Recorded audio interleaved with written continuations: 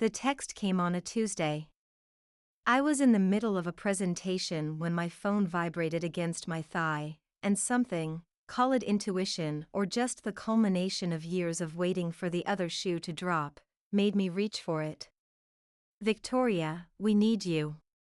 Please come home. Your sister is sick. Mom. I stared at the message, pulse quickening as the VP of Finance droned on about quarterly projections. 3 years of silence broken by 9 words. My sister was sick, and suddenly, I was needed. Until today, Charlotte had been the golden child, the one who could do no wrong, the reason I had been pushed aside, forgotten, and eventually exiled from my own family. My name is Victoria Harlow, and my family replaced me with my younger sister when I was 14 years old. Vicky? My boss, Marcus, was staring at me, along with the rest of the executive team. The Westlake contract? Your thoughts? I slipped my phone back into my pocket, pushing away memories that threatened to surface. The Westlake numbers are promising, but their infrastructure needs an overhaul before we commit.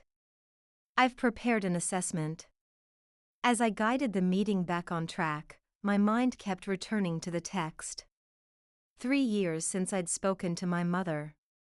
5 years since I'd seen Charlotte. 7 years since I'd stepped foot in the house where I grew up. When the meeting ended, I retreated to my office, closing the door before pulling out my phone again. My thumb hovered over the message. I should delete it. Move on with my day. Continue the life I'd built for myself after they'd made it clear I wasn't the daughter they wanted. Instead, I found myself typing. What's wrong with Charlotte? The response came almost immediately. Kidney failure. She needs a transplant. Please, Victoria. She's asking for you. I set the phone down, my hands trembling. Charlotte was asking for me?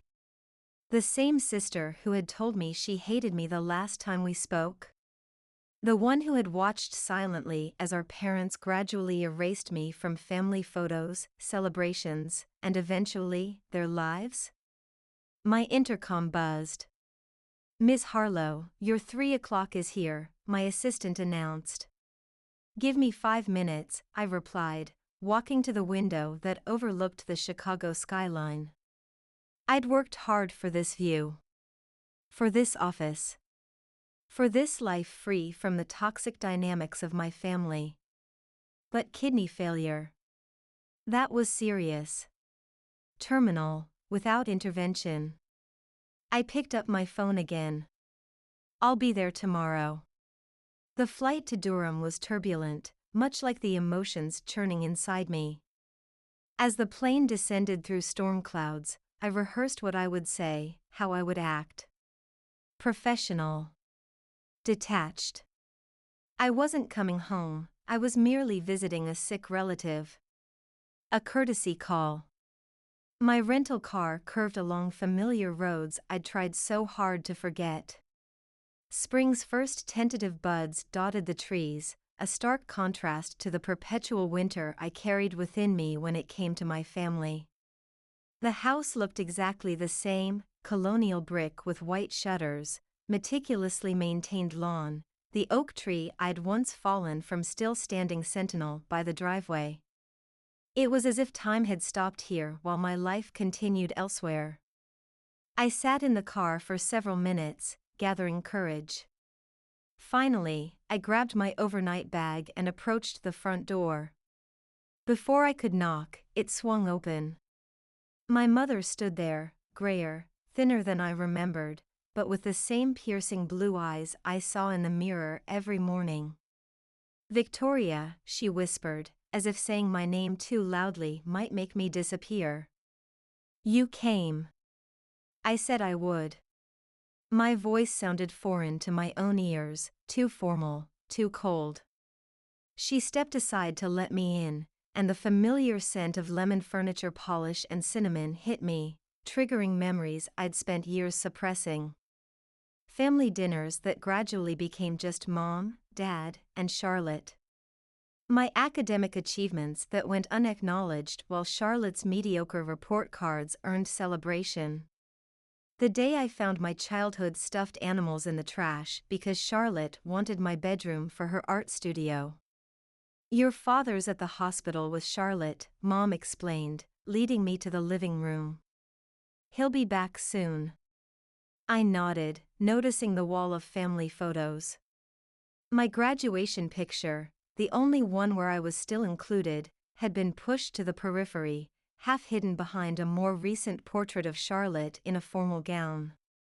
How bad is it? I asked, refusing the offer to sit. Mom's composure cracked slightly. Stage 5 kidney disease.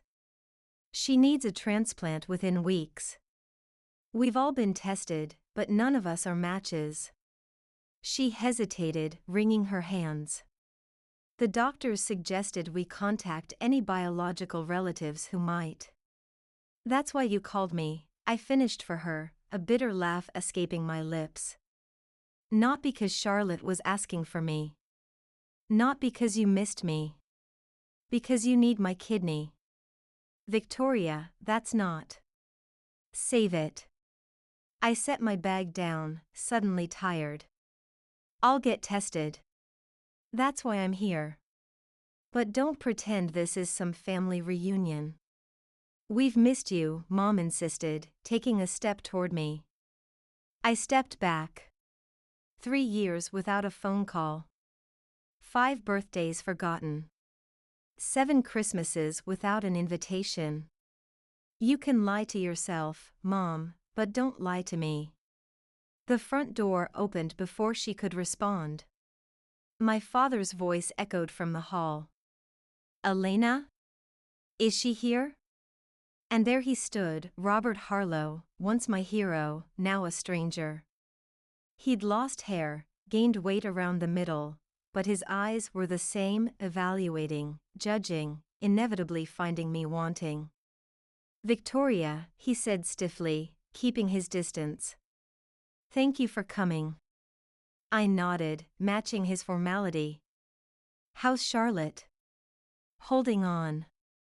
He cleared his throat. The doctors are optimistic about a transplant, if we can find a donor. I'll go to the hospital tomorrow for testing, I said. I've arranged to work remotely for the week. An awkward silence settled over us.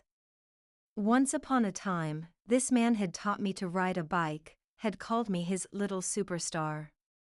Now, he looked at me like a necessary inconvenience. I'll show you to your room, Mom offered. My old room? I asked, though I already knew the answer. Charlotte needed more space for her art supplies, so we converted it years ago, Mom explained, not meeting my eyes. You'll stay in the guest room. Of course. Even in my absence, Charlotte's needs superseded mine. Fine, I said, picking up my bag. I have some work to finish anyway. As I followed Mom upstairs, Dad called after me. Victoria? I turned, a childish part of me hoping for, what? An apology? A declaration of love? Thank you, he said simply. For doing this for your sister. I met his gaze. I'm not doing it for Charlotte. I'm doing it because no one deserves to die when they're young. His face fell, but I continued up the stairs, refusing to soften the blow. They had made their choice years ago. Now I was making mine. The guest room was impersonal, beige and tidy, like a hotel suite. It suited our relationship perfectly.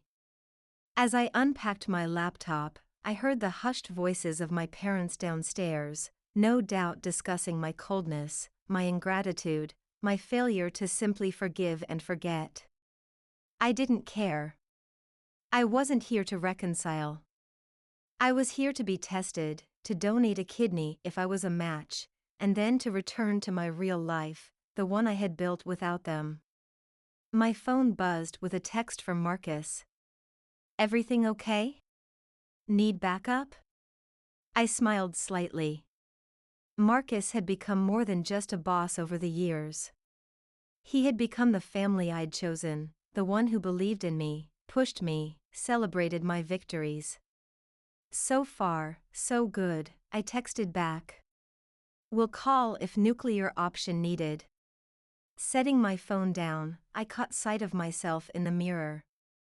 Same chestnut hair as Mom, same square jaw as Dad, same determined set to my shoulders that had always been mine alone. I looked like them, but I wasn't them. Not anymore. Tomorrow, I would face Charlotte, the sister who had replaced me.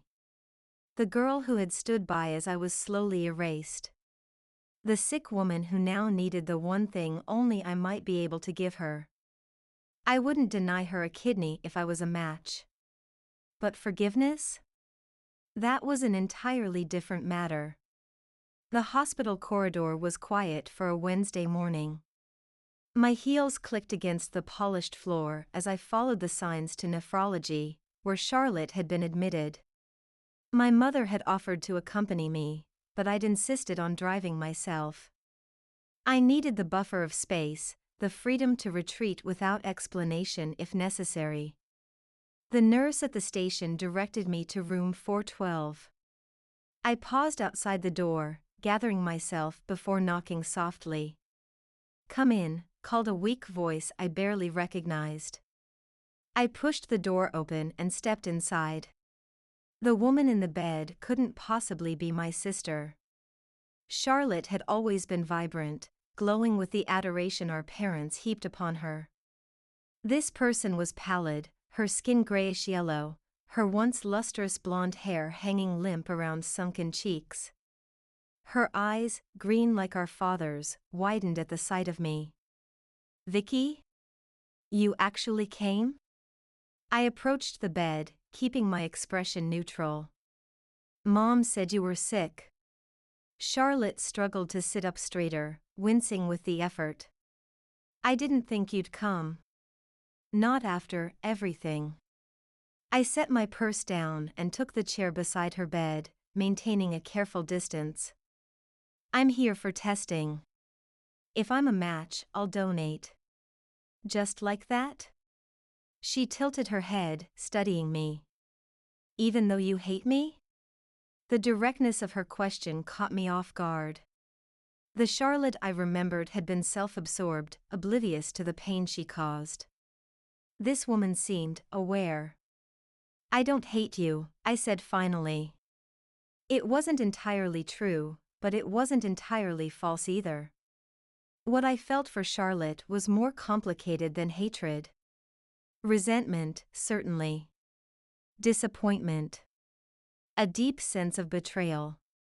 But not pure hatred. "You should," she replied, her voice barely above a whisper. "I was awful to you, Vicky." I stiffened at the nickname. Only the people who loved me called me Vicky. "Water under the bridge," I said dismissively. "Let's focus on why I'm here.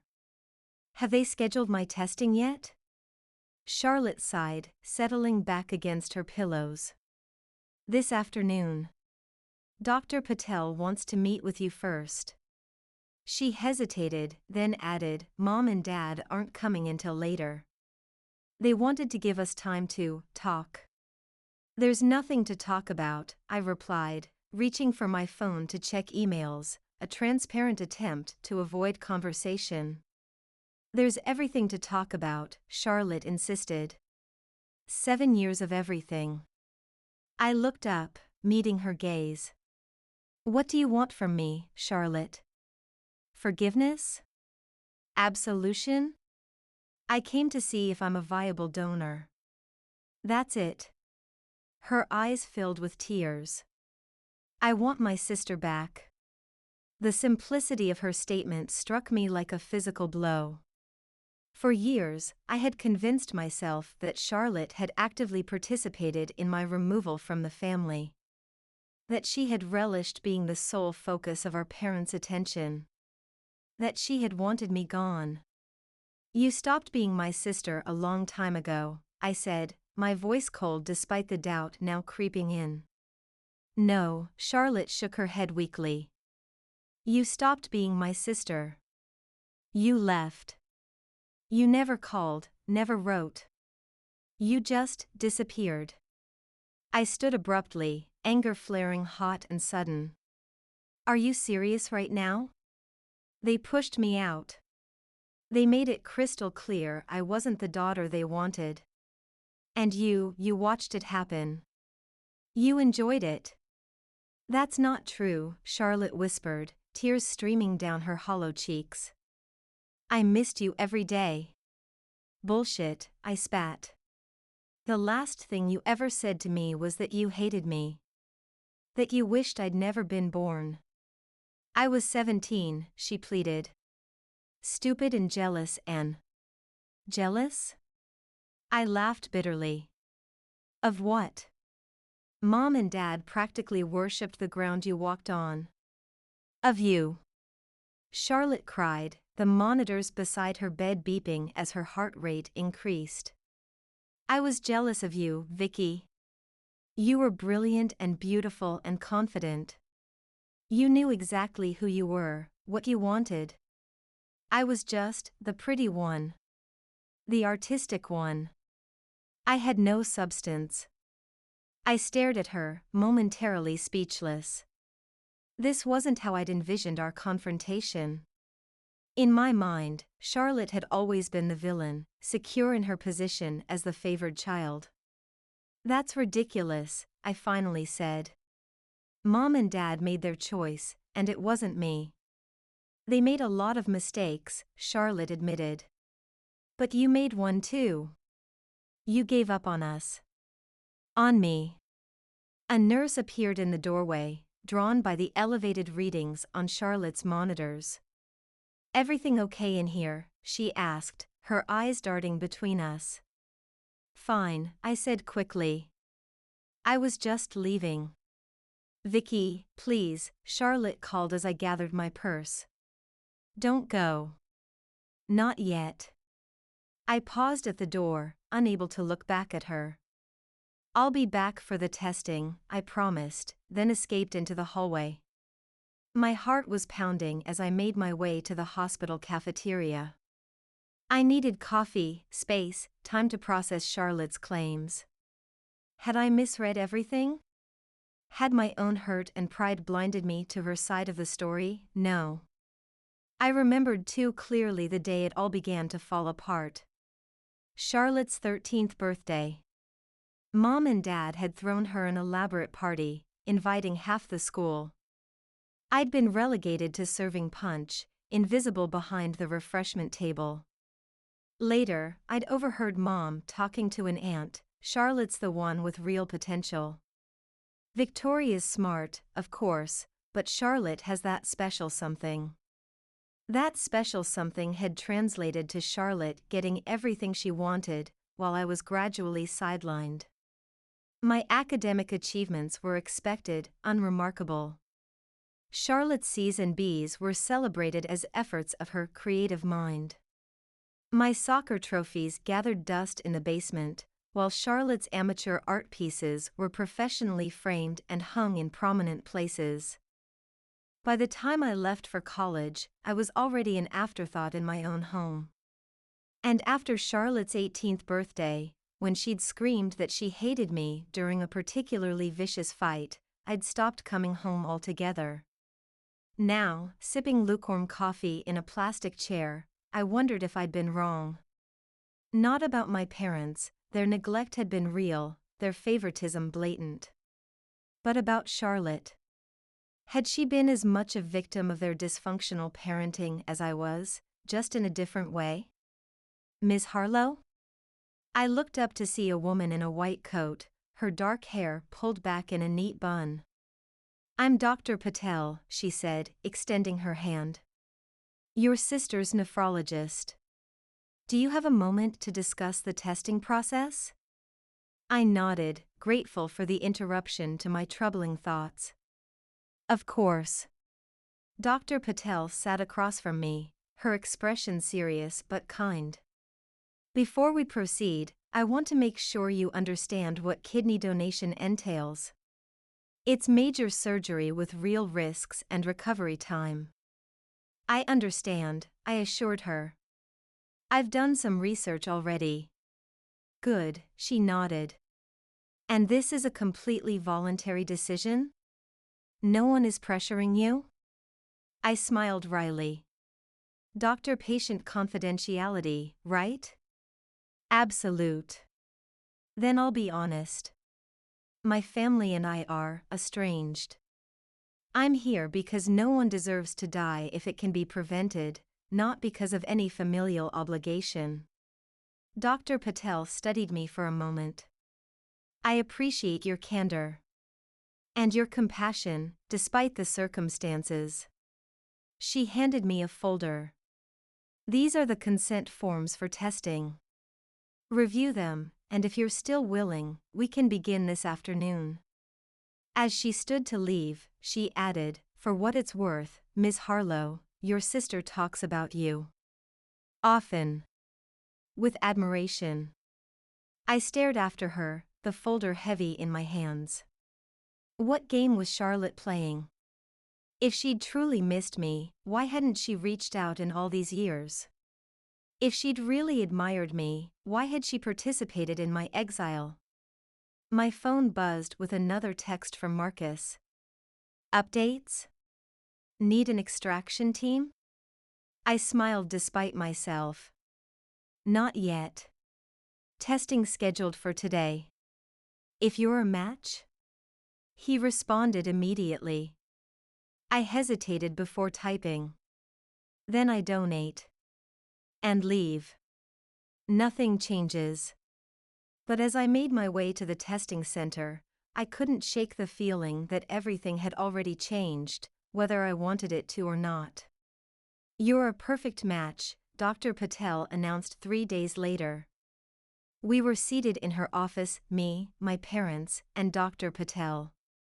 Charlotte was too weak for the meeting, having taken a turn for the worse overnight. What are the odds of that? Dad asked, his voice filled with wonder. A perfect match? Siblings have a 25% chance of being compatible, Dr. Patel explained. But Victoria and Charlotte's tissue typing shows an unusually strong match. It's almost ideal. Mom reached for my hand, which I reflexively pulled away. It's a miracle, she whispered, tears filling her eyes. I met Dr. Patel's gaze. How soon can we schedule the surgery? As soon as tomorrow, given Charlotte's deteriorating condition, she replied. But Victoria, this is still your decision. You can change your mind at any point. I won't, I said firmly. Let's do it tomorrow. Victoria, Dad began, his voice hesitant. We can't thank you enough for. Don't, I cut him off. I'm not doing this for you. Mom flinched as if I'd slapped her, but I couldn't bring myself to care. 7 years of silence couldn't be erased by a few days of desperate gratitude. You'll need to stay overnight for observation, Dr. Patel continued, professional despite the tension. And recovery typically takes 4 to 6 weeks. Do you have support at home? I'll be returning to Chicago as soon as I'm cleared to travel, I said, ignoring my parents' shocked expressions. I have friends there who can help. Victoria, Mom protested. You should recover here. We can take care of you. I laughed, the sound harsh even to my own ears. Like you took care of me before? No thanks. I'll manage on my own. I've had plenty of practice. Dad stood, his face reddening. That's enough, Victoria. Your mother and I have apologized repeatedly for any perceived. Perceived? I interrupted, standing to face him. You erased me from this family. You pushed me out because I wasn't Charlotte. That's not true. Dad shouted. We pushed you to excel because you had the capacity for greatness. Charlotte needed our encouragement more. Robert, Mom tugged at his sleeve. Not here. Dr. Patel cleared her throat. Perhaps it would be better if I spoke with Victoria alone about the surgical procedures. My parents retreated, Mom in tears, Dad shooting me a disappointed look I knew all too well. When the door closed behind them, I collapsed back into my chair, suddenly exhausted. I'm sorry about that. Don't be, Dr. Patel said, surprising me. Family dynamics are complex, especially in medical crises. She paused, then added, Charlotte told me some of what happened between you. I stiffened. Did she now?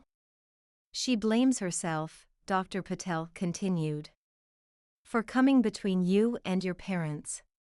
Charlotte has always been good at playing the victim, I replied bitterly. Dr. Patel regarded me thoughtfully. In my experience, Miss Harlow, there are rarely villains in family conflicts. Just people making mistakes, and other people getting hurt because of them. Her words lingered as I signed the surgical consent forms. What if Charlotte really hadn't understood what was happening? What if, in her own way, she had been as isolated as I was, put on a pedestal, valued only for her specialness, never allowed to simply be? After finishing with Dr. Patel, I found myself wandering to Charlotte's room instead of leaving the hospital. She was asleep, the dialysis machine beside her bed humming quietly. She looked even more frail than before, her chest rising and falling in shallow breaths. I sank into the chair beside her, watching her sleep. We shared DNA, history, parents. Once, we had shared secrets, dreams, late-night giggles. When had it all gone so wrong? When had we become strangers? Charlotte's eyes fluttered open, focusing slowly on me. Vicky, she murmured, her voice hoarse. Is it time already? Not yet, I said softly. Tomorrow morning. She nodded weakly. Are you scared? A little, I admitted, surprising myself with the honesty. But Dr. Patel says it's a straightforward procedure. Still, Charlotte reached for my hand, her skin cool and paper-thin against mine. Thank you. For doing this. For coming back. I didn't pull away, though part of me wanted to. I didn't come back, Charlotte. I came to help. There's a difference. Maybe, she whispered. But you're here now. That's what matters. We sat in silence for a moment, the beeping of her monitors the only sound. I wanted to call you, Charlotte said suddenly. So many times. Especially after I got sick. But I was afraid you'd hang up. That you'd hate me too much to even listen. I studied our joined hands. I don't hate you, Charlotte. I don't know how to be your sister anymore. You just be you, she said, squeezing my hand with what little strength she had. That's all I ever wanted. My big sister who wasn't afraid of anything, who knew all the answers, who made me feel safe. Tears pricked at my eyes, unexpected and unwelcome. I didn't know all the answers. You knew more than me, Charlotte smiled weakly. You still do. A nurse entered, breaking the moment. Time for your medication, Ms. Harlow, she announced, checking Charlotte's for. Get some rest, I told Charlotte, standing to leave. I'll see you in the morning. She nodded, her eyes already drifting closed again. Vicky, she called as I reached the door. I turned back. Yes? I'll make it up to you. Somehow. I promise. I didn't know how to respond to that, so I simply nodded and left, my emotions in turmoil. Part of me wanted to believe her, to believe that my sister had missed me, that she regretted the past. Another part remained suspicious, guarded, unwilling to risk being hurt again. As I drove back to my parents' house, I thought about Dr. Patel's words. There are rarely villains in family conflicts. Just people making mistakes, and other people getting hurt because of them. I had spent years casting my family as the villains of my story. What if they had simply been flawed people, making devastating mistakes? The thought didn't erase the pain they had caused, but it opened a door I had long believed to be permanently closed. It was too soon to walk through it, but for the first time in 7 years, I allowed myself to at least acknowledge its existence. The morning of the surgery dawned bright and clear, sunlight streaming through the hospital blinds as nurses prepped me for the procedure. My parents hovered nervously nearby, their attempts at small talk falling flat against the wall of tension between us. "Victoria," Mom said finally, gathering her courage. "I know you may not believe this, but we are truly grateful. Not just for the kidney, but for coming back to us." I adjusted my hospital gown, avoiding her gaze. "Let's get through today before we talk about any of that." Dad cleared his throat. "Dr. Patel says you could be in the hospital for up to a week." "I know," I replied. "I've already arranged to work remotely for the next month." "You could stay with us," Mom offered tentatively. "We've prepared the guest room." I shook my head. "Thanks, but I'll be going back to Chicago as soon as I'm cleared for travel." A nurse approached with a clipboard. "Time for pre-op medication, Ms. Harlow. I'll need your family to step out." As my parents reluctantly left, Dad turned back. "We'll be here when you wake up." I nodded, not trusting myself to speak. The nurse administered the sedative, and as the drug began to take effect, I found myself thinking not of the surgery ahead, but of Charlotte's words, "I'll make it up to you. Somehow. I promise." Could she? Could any of them make up for years of neglect, of favoritism, of making me feel like I didn't matter? The answer followed me into unconsciousness, elusive and unclear. I awoke hours later, groggy and disoriented, to the steady beep of monitors and the dull ache in my abdomen. The room was dim, the blinds drawn against the afternoon sun. "Welcome back," came a quiet voice from beside me. I turned my head, wincing at the movement, to see Marcus sitting in a chair by my bed. "Marcus?" I croaked, my throat dry from the intubation. "What are you doing here?" He leaned forward, offering me ice chips. "You said you'd need backup, remember? Besides, someone needed to keep an eye on you. Make sure you weren't kidnapped by your family." I managed a weak smile. "How did you find me?" "Your assistant told me which hospital. The rest was just charm and persistence." "Charlotte?" I asked, suddenly remembering the purpose of the surgery. "Your sister's doing well," Marcus assured me. "The kidney is functioning, and her doctors are optimistic." I closed my eyes, relief washing over me. "And my parents?" "They've been here all day," Marcus replied. "I finally convinced them to go get dinner. They should be back soon." I nodded, too tired to examine how I felt about that. "Thank you for coming." Marcus took my hand, his familiar warmth anchoring me. Where else would I be? As he filled me in on office gossip, I drifted in and out of consciousness, the pain medication making it hard to focus. At some point, I became aware of my parents returning, their hushed voices mingling with Marcus's. "She's been asleep most of the afternoon," Marcus was saying. "The nurse says that's normal." "Thank you for staying with her," Mom replied. "It's good to know Victoria has people who care about her." "She's one of the strongest people I know," Marcus said, a note of protectiveness in his voice. "And one of the most loyal." If she's kept her distance from you, I'm sure she had her reasons. An uncomfortable silence followed. I kept my eyes closed, not ready to face any of them. We made mistakes, Dad admitted finally, his voice rough with emotion. Terrible mistakes.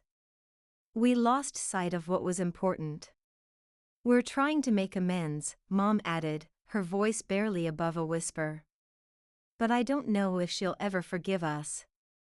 Victoria doesn't hold grudges, Marcus said. But she doesn't forget, either. If you want her back in your lives, you'll have to prove yourselves worthy of her trust. We know, Dad replied softly. We just hope it's not too late. I fell back into deeper sleep after that, their voices fading into the background. When I awoke again, the room was dark, and Marcus was asleep in the chair beside me. Across from him, in a second chair, sat my father, his head bowed as if in prayer. Dad? I whispered. He looked up, his eyes red-rimmed with exhaustion and something else, guilt, perhaps. Victoria. How are you feeling? Like someone removed an organ, I replied dryly. How's Charlotte? Stable, he said. Her body seems to be accepting the kidney well. I nodded, relieved. Good. A long silence stretched between us, filled with 7 years of unspoken words. I was wrong, Dad finally said, his voice breaking. We were wrong. The way we treated you, there's no excuse. I studied his face, the face I had once adored, had once trusted completely. Why? I asked simply. Why did you push me away? Dad's shoulders sagged. It wasn't intentional, at first. Charlotte was struggling, with school, with friends. She needed extra attention. But somewhere along the way, we lost balance. We took your strength for granted, assumed you would be fine no matter what. He looked up, his eyes meeting mine. By the time we realized what we'd done, you were gone. You didn't try to find me, I pointed out. I wasn't hiding. Pride, Dad admitted. Shame. Each year that passed made it harder to reach out. And then Charlotte got sick, and... He trailed off, gesturing helplessly. And you needed my kidney, I finished for him. No, Dad shook his head vehemently. We needed you, Victoria. Our daughter.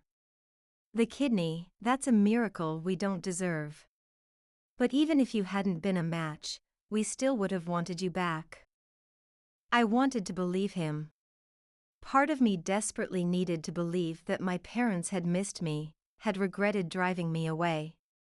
But another part remained skeptical, protective. It's not that simple, I said finally.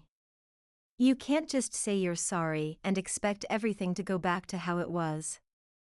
I know, Dad nodded. But maybe we can start somewhere new. Build something different. Better. I looked away, overwhelmed by the conversation and the medication. I can't make any promises right now, Dad. I understand, he said, rising to leave. Get some rest, Victoria. We can talk more when you're stronger. As he reached the door, I called after him. Dad? He turned, hope flashing briefly across his tired face. Tell Charlotte I'm glad the surgery went well. He nodded, a small smile lifting the corners of his mouth. I will. Good night, Victoria. As the door closed behind him, I turned to find Marcus watching me, fully awake. How much of that did you hear? I asked. Enough, he replied, moving to sit on the edge of my bed. Are you okay?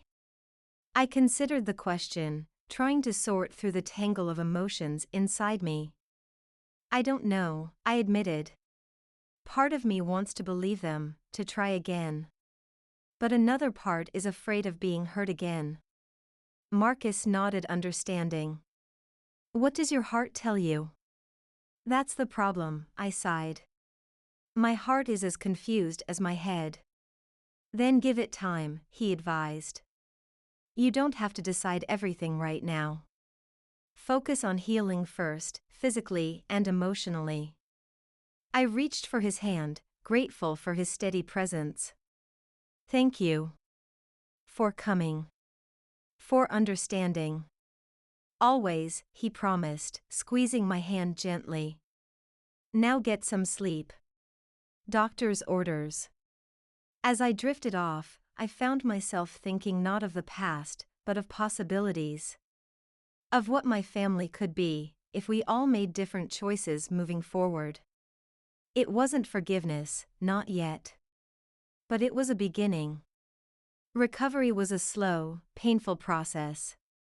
Days blurred together in a haze of medication, short walks down hospital corridors, and visits from my parents that grew marginally less awkward with each passing hour. Charlotte and I were placed in rooms at opposite ends of the floor, her immune system too compromised to risk frequent contact with me during our parallel recoveries. But she sent notes, tentative, hopeful messages delivered by nurses. The kidney's working perfectly. Dr. Patel says it's like it was made for me. Well, I guess it kind of was. Remember when we used to hide under your bed during thunderstorms? I think about that a lot. How safe I felt with you. I'm sorry, Vicky. For everything. I know words aren't enough, but they're all I have right now. I read each note, sometimes twice, but could never find the right words to send back. What do you say to the sister who unwittingly replaced you? To the girl who was both victim and beneficiary of your parents' dysfunction? On my 5th day post-surgery, Dr. Patel cleared me for short visits with Charlotte. Just 15 minutes, she cautioned. Both of you need your rest. I nodded, nervous despite myself as I was wheeled to Charlotte's room. She was sitting up in bed, looking dramatically better than before the surgery. The yellowish tint had faded from her skin, and her eyes were brighter, more alert. Hey, she said softly as the nurse positioned my wheelchair beside her bed.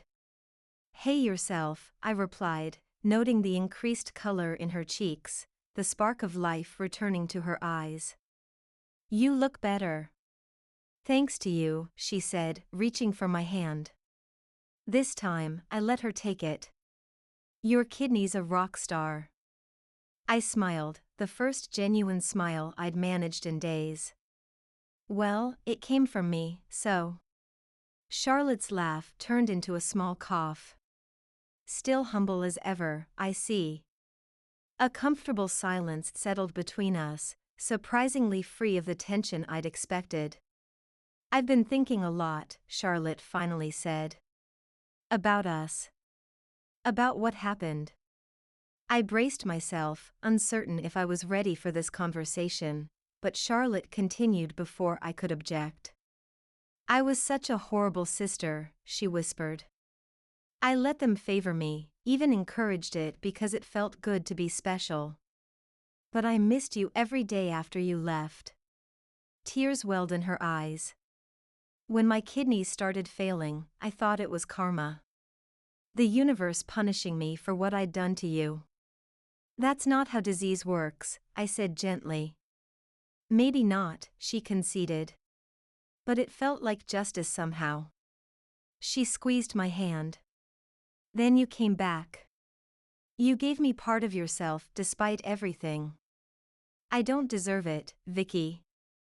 I studied our joined hands, surprised by how natural it felt after all these years.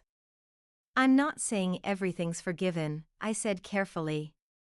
But maybe we can try again. Start over. Charlotte's face lit up with hope. Really? You'd give us another chance? One day at a time, I cautioned. No promises. The nurse returned, signaling the end of our visit. As I was wheeled away, Charlotte called after me. "I love you, Vicky." I never stopped. 2 weeks later, I was preparing to return to Chicago. Marcus had already gone back, promising to help me settle in when I arrived.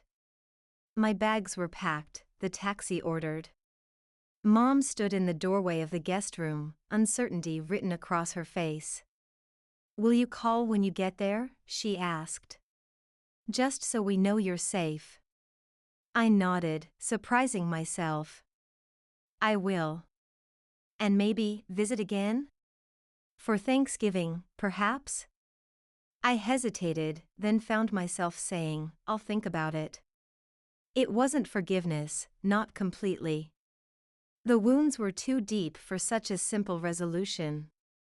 But it was a step forward, an acknowledgement that healing might be possible. As the taxi pulled away from the house, I looked back to see my parents and Charlotte standing on the porch, waving goodbye. Not an ending, I realized. But perhaps, finally, a new beginning.